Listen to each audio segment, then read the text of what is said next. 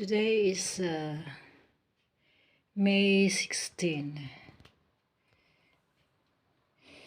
Yan ang kinuha ko kanina sa pagkain. Pagdating, akyat ko lang, baba ako ulit, punta ng hospital. To change the appointment ng kanyang mga doctor.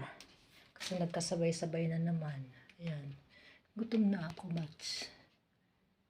Ayan. Thank you, Lord, sa blessings. Ayan na nga. Nakuha ko kanina. Maya ilagay ko lang sa refrigerator at baka mapanis. May salad pa. Ito ang strawberry.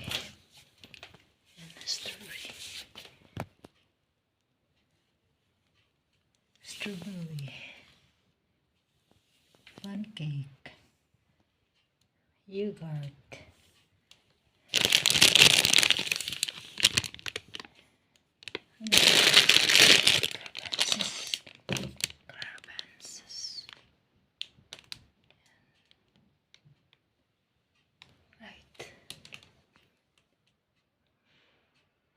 Maya-maya darating na yung aking alaga, si Roland. Kaya, dali-dali na naman ako ngayon mag-lunch. Tanghalian ko. Ito ay grapes. Saan ako nakarating ngayon. Palibasa ay free lang ako sa pamasahe. Pag bus, pero pag taxi, hindi. Okay, thank you Lord sa blessing.